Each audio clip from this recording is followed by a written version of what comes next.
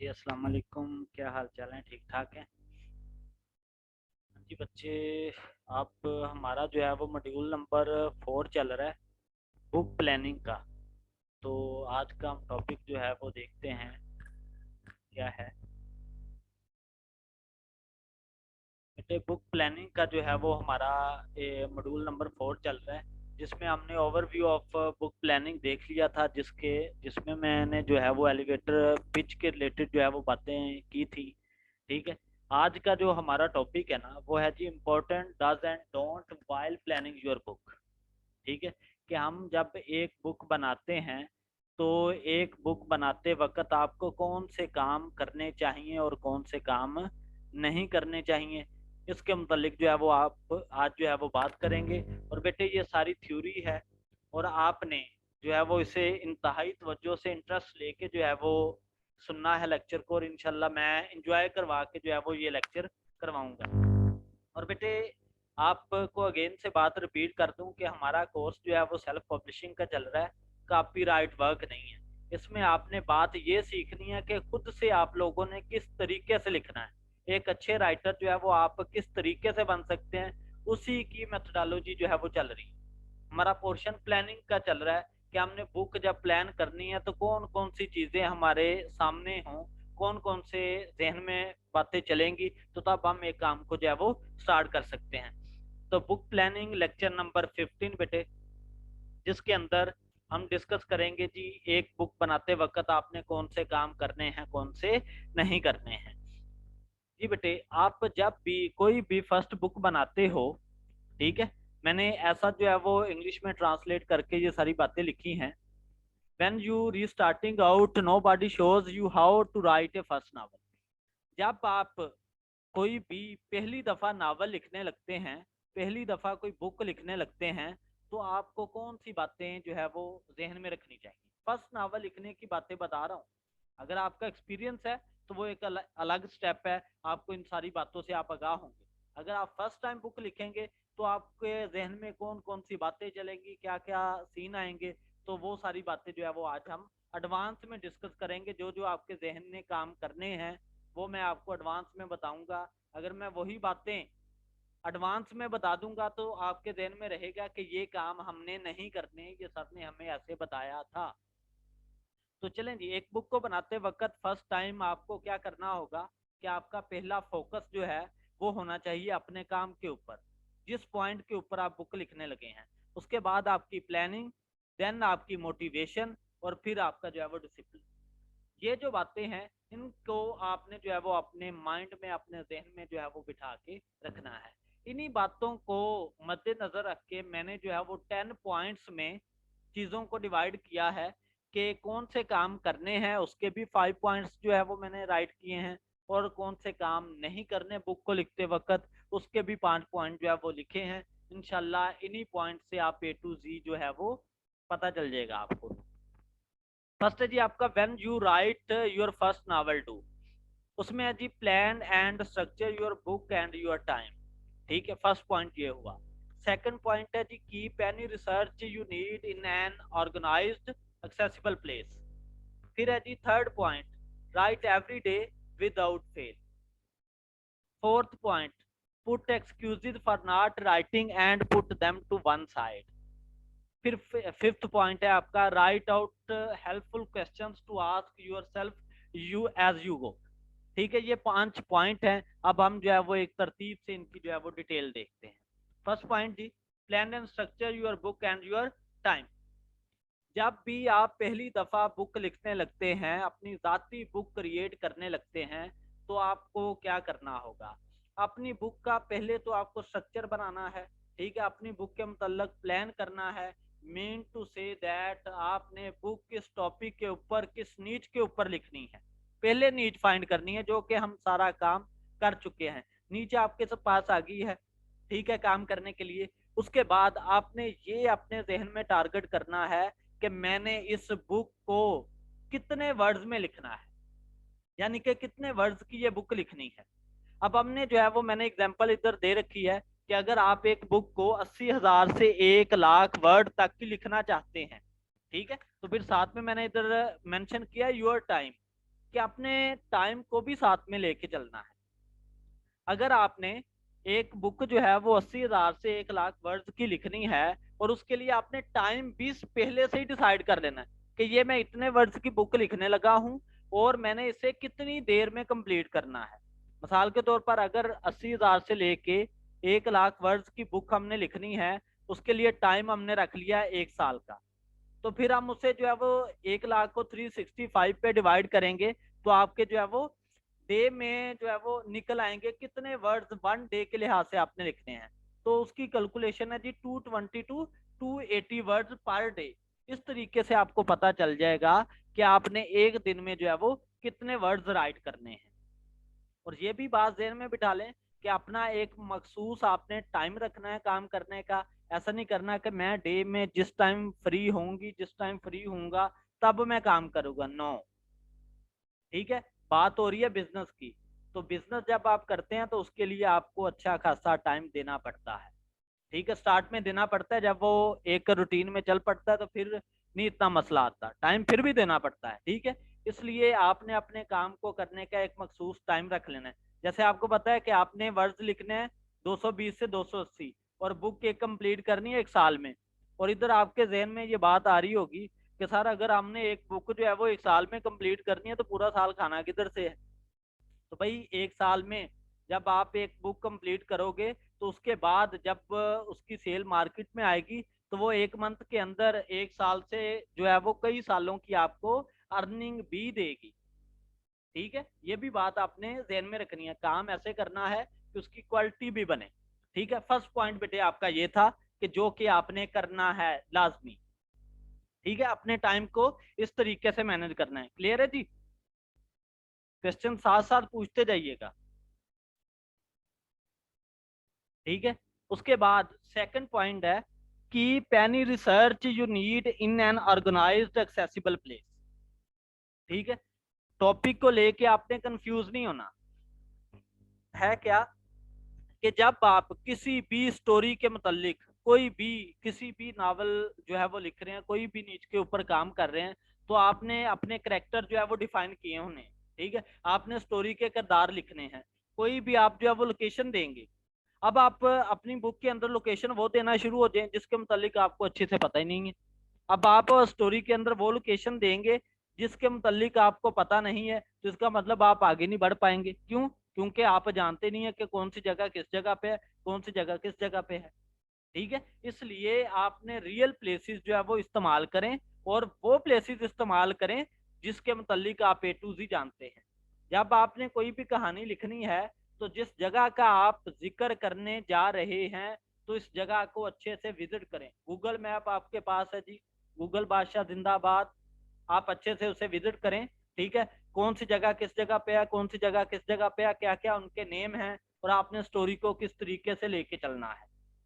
ठीक है, जब वो सारी चीजें आपके माइंड में होंगी तो आप एज सच जो है वो चीजों को आपस में रिलेट करके अपनी स्टोरी जो है वो बनाते आगे से आगे चलते जाएंगे। इस पॉइंट का ये मतलब है कि आपने अपनी जो लोकेशन है, अपनी जो मटेरियल है, उसको आपने मिसप्लेस नहीं करना।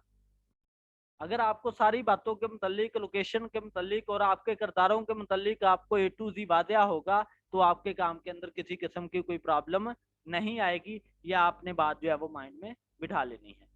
ओके है जी? ठीक है, बाकी ए टू जी इंग्लिश में मैंने ये राइट किया, आप इसे उर्दू में ट्रांसलेट करेंगे तो वही बातें हैं जो मैंने आपको बताई हैं। ठीक है, अगर आपको उर्दू में भी ट्रांसलेशन चाहिए होगी, स्लाइड चाहिए होगी, तो आपने मुझे बता देना है, मैं आपको जो है वो अवेल कर दूंगा। उसके बाद थर्ड टॉपिक है जी हमारा, right every day without fail. अब जी इधर बात आती है कि आपने हर डे लिखना मस्ट है, आपने लिखना नहीं छोड़ना।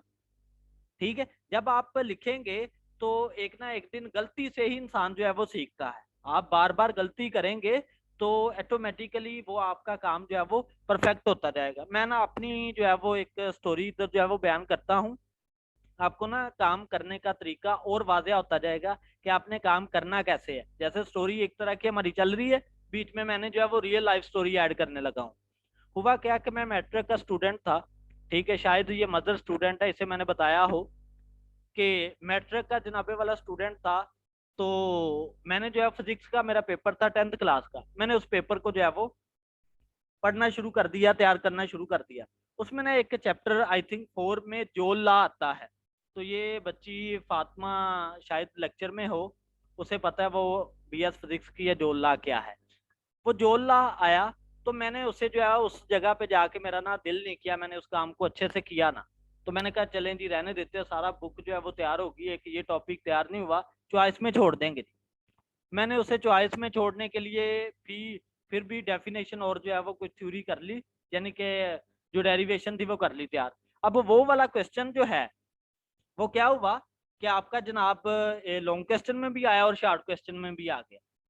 तो मेरे बात करने का, बीच में ऐड करने का मकसद क्या है कि आप जो भी काम जिसे आप ऐसे स्किप कर रहे होते हो, वो आपने कभी भी स्किप नहीं करना, वही काम आपके लिए जो है वो ज्यादा फायदामंद हो जाता है, सूदामंद हो जाता है। और हमेशा इंसान जो है वो गलतियों से सीखता है।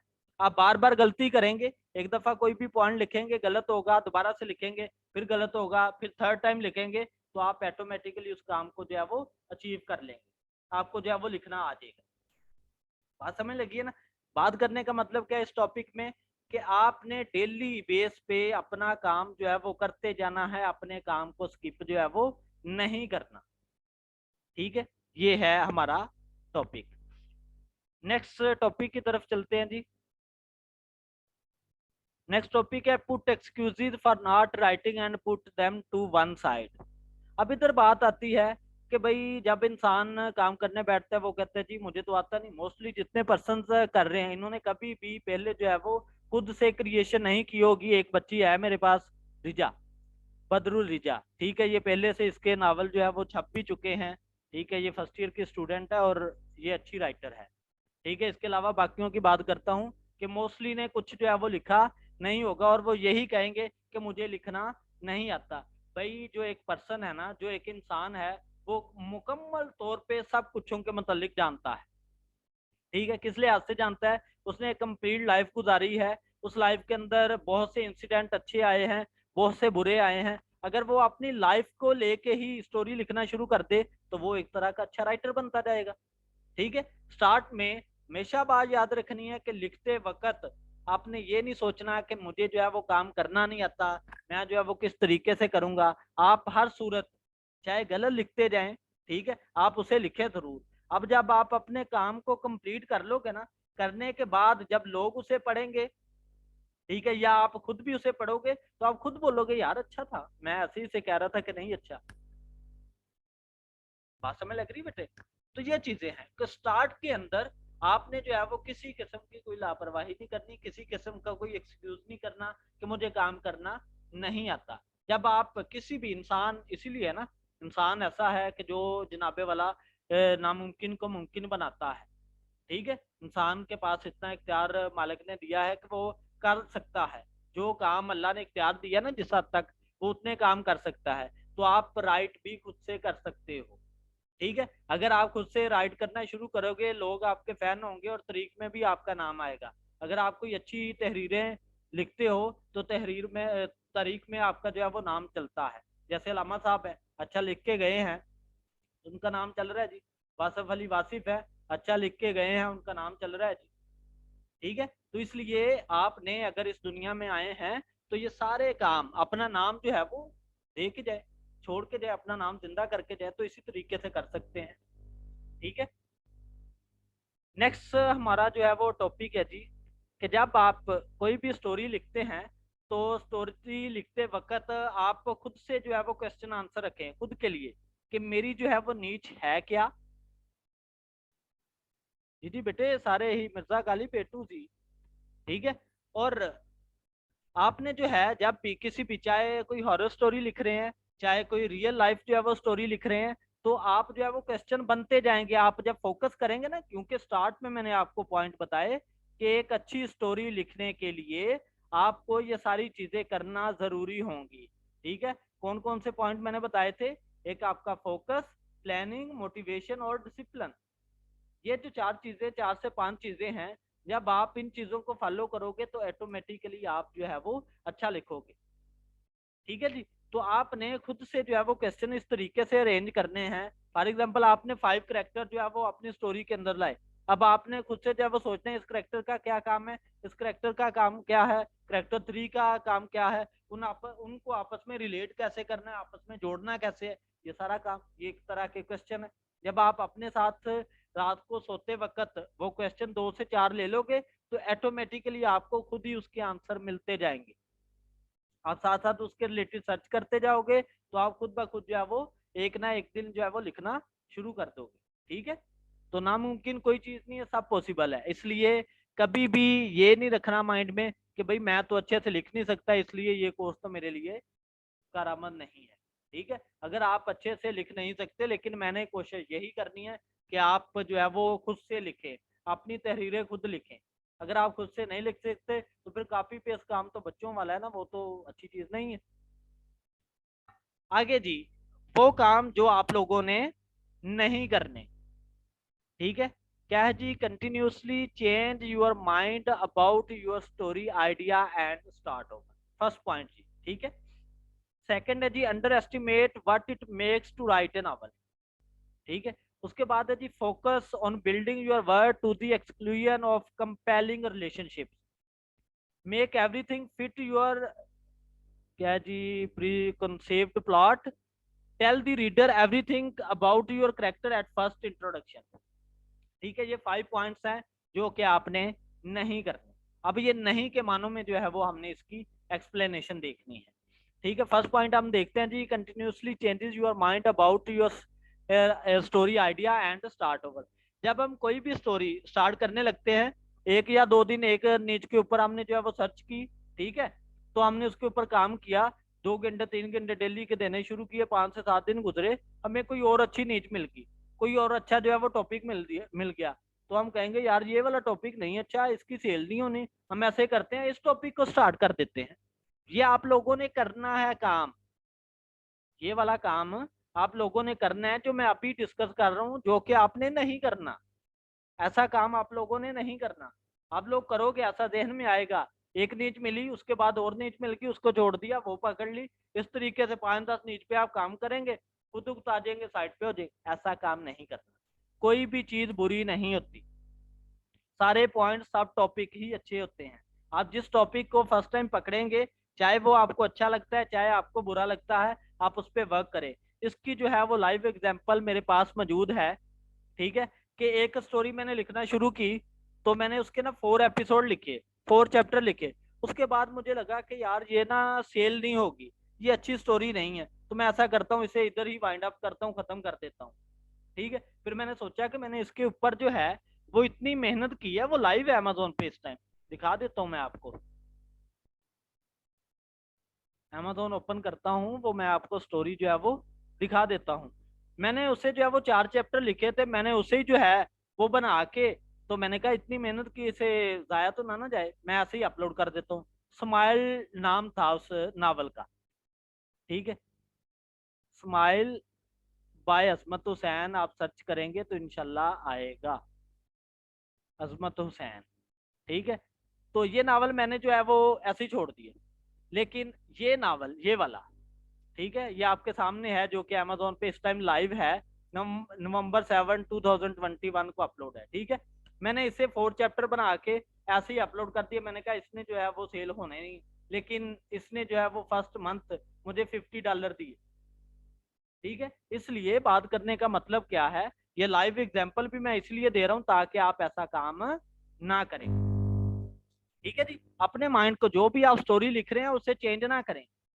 जी मदर बोले, मैं आपको अनम्यूट करता हूँ बेटे। जी बोले बेटे। सर जी वो आपने जितनी भी अपनी दिखाई आपने लास्ट टाइम भी दिखाई थी अपनी बुक, तो आपने सबको फ्री सेक्शन में रखा हुआ है, तो इसकी क्या वजह है? बेटे फ्री सेक्शन में प्रमोशन है। आपने कभी नोट किया, जब भी बिजनेस स्टार्ट होता है, कोई भी पर्सन है, चाहे आप शवारमे की जो है वो रेडी लगाते हो, ठीक है, शवारमे की शॉप ओपन की, तो स्टार्ट में फर्स्ट दिन आप क्या करते हो कि जी फ्री शवारमे जो है वो सेल करने, क्यों? ताकि लोग उसे देखें, आपका टेस्ट अच्छा लगे, काम आपका अच्छा लगे, लोग जो है वो उसे परचेज करें।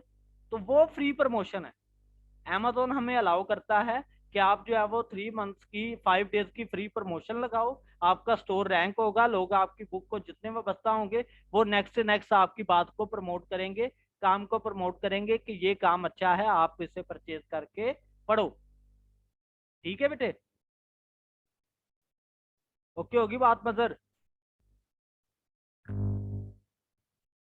ठीक है जी। अब बेटे हम अपने टॉपिक की तरफ आते हैं। तो आपने कभी भी अपने माइंड को चेंज नहीं करना, जिस स्टोरी के ऊपर आप काम कर रहे हो उसी स्टोरी को लेके जो है वो नेक्स्ट चलना है। अगर आपके जहन में ये आता है कि नीच अच्छी फाइंड होगी या बाद में गुम हो जाएगी, कुछ मुझे मिलेगी नहीं, कोई और पर्सन जो है वो उसके ऊपर काम कर लेगा, तो ऐसा जहन में आपने नहीं रखना। आपने उस नीच को उठा के अपने पास जो है वो सेव करवा लेना है।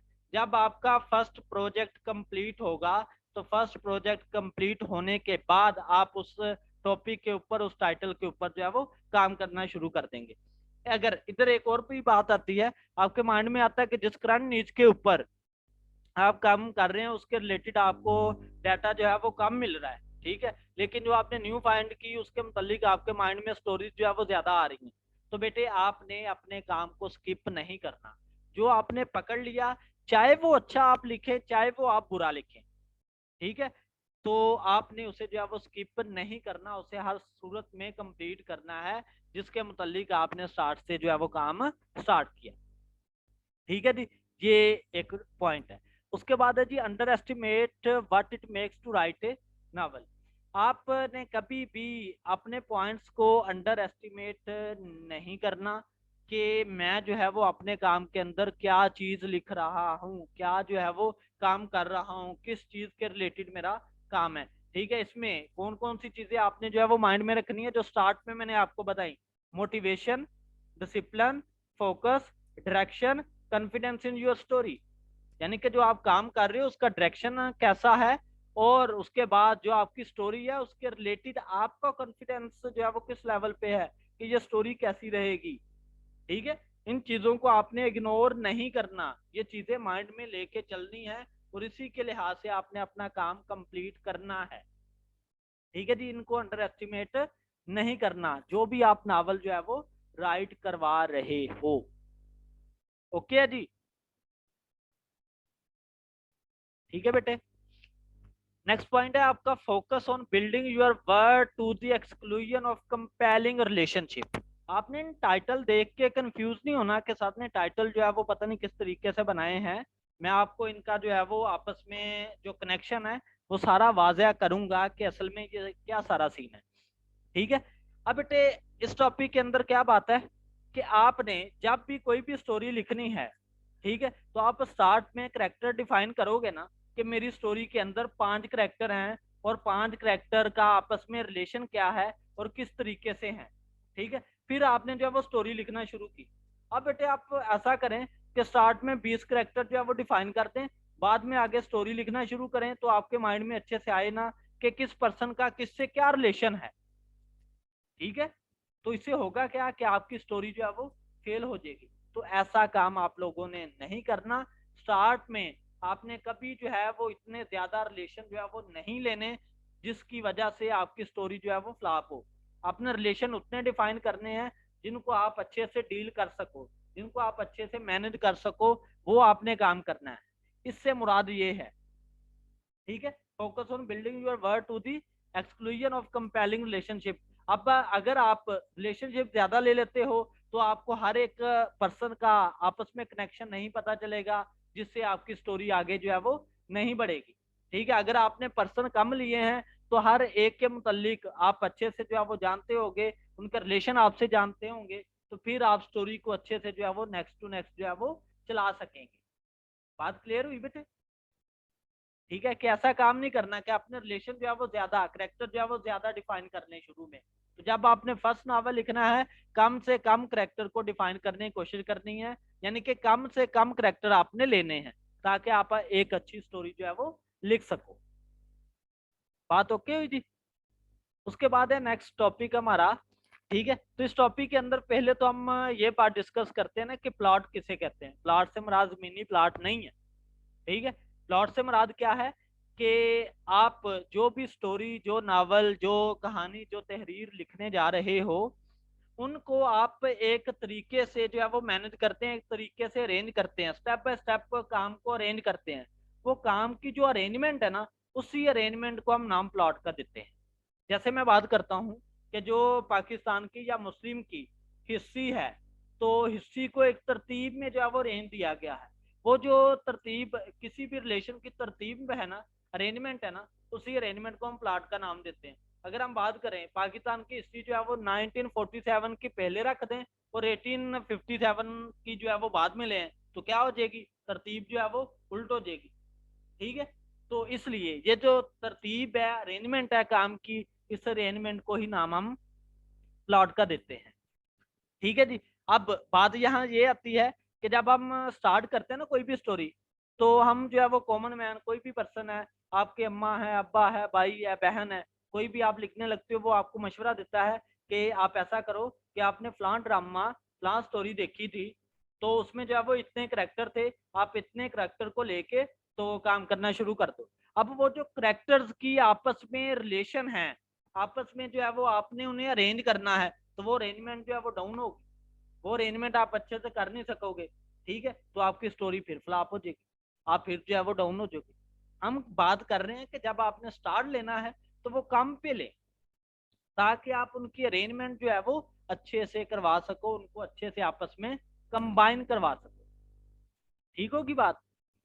उसके बाद है जी लास्ट, लास्ट है जी, tell the reader everything about your character at first introduction. अब बेटे इसमें बात ये है कि आपने जो जो करेक्टर डिफाइन करना है ना, तो करेक्टर डिफाइन इस तरीके से करें और उस करेक्टर को अपनी स्टोरी के अंदर इस तरीके से इस्तेमाल करें कि जो आपका रीडर है वो उसी करेक्टर में जो है वो गुम हो जाए। ठीक है, असल में जो आपका राइटर होता है ना, ठीक है, वो इस तरीके से स्टोरी को लिख रहा होता है, वो अपने सामने माइंड में मूवी बना के चलता है। ठीक है, उसके जेहन में मूवी चल रही होती है पूरी, जब वो लिख रहा होता है। आपने भी काम इस तरीके से करना है। असल में जो राइटर होता है ना, वही एक अच्छा डायरेक्टर होता है। इसकी ना मैं एक लाइव एग्जांपल आपको देता हूँ। लाइव एग्जांपल क्या, आप सब ने, जितने भी इधर क्लास में हैं पर्सन, मोस्टली ने एक मूवी देखी होगी, कैरी ऑन जट्टा। कैरी ऑन जट्टा, मैंने जो है वो ये है जी गिप्पी ग्रेवाल की। ठीक है, क्योंकि हमारी स्टोरी है ना, तो हम स्टोरी के रिलेटेड लाइव एग्जांपल जरूर देखेंगे। गिप्पी ग्रेवाल की ये मूवी है। तो ये मूवी जिस राइटर ने लिखी, उस राइटर ने ना, दोस्त था राइटर का, जसप्रीत गुग्गी, ये गुरप्रीत गुग्गी, ये आपने देखा है। ठीक है, एक्टर कॉमेडियन है। इसने, उस राइटर ने जो है वो इसे बोला कि यार मुझे कोई भी पर्सन जो है एज अ डायरेक्टर मूवी में कास्ट नहीं कर रहा, मेरी ख्वाहिश यही है कि मैं ये जो कैरी ऑन जट्टा मूवी लिखी है इसको डायरेक्ट भी मैं ही करूँ। ठीक है, इसे बनाऊं भी मैं ही। तो उसने जो है वो इससे बात की। फिर ना इसने जो है कहता मैं अपनी स्टोरी को जो है वो सेल करवाने जा रहा हूँ।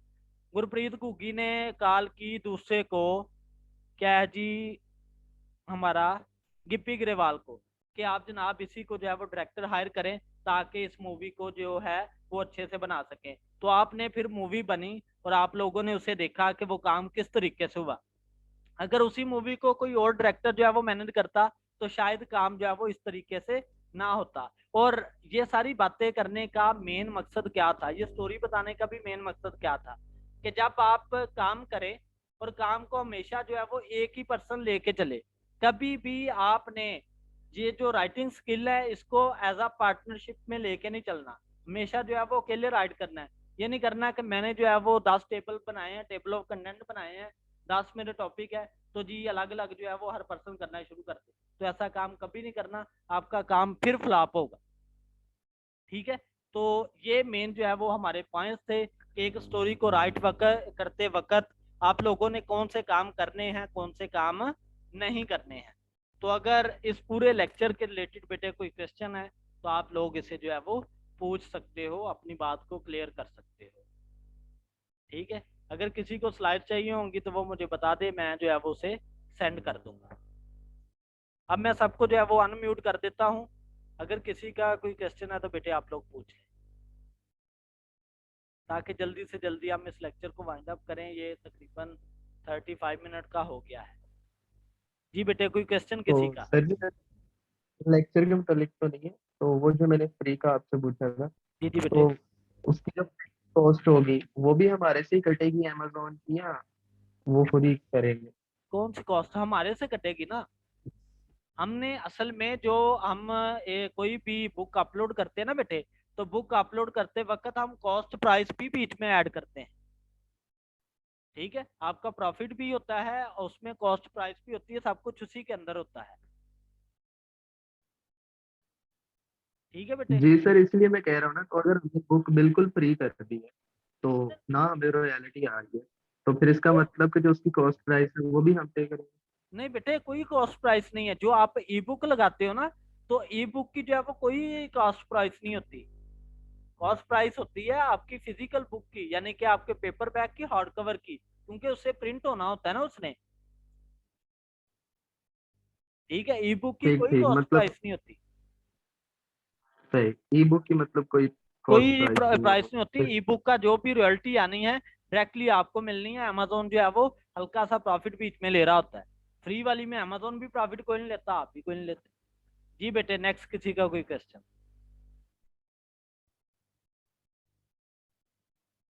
जी, एनीवन एल्स? जी आकिब, रिजा।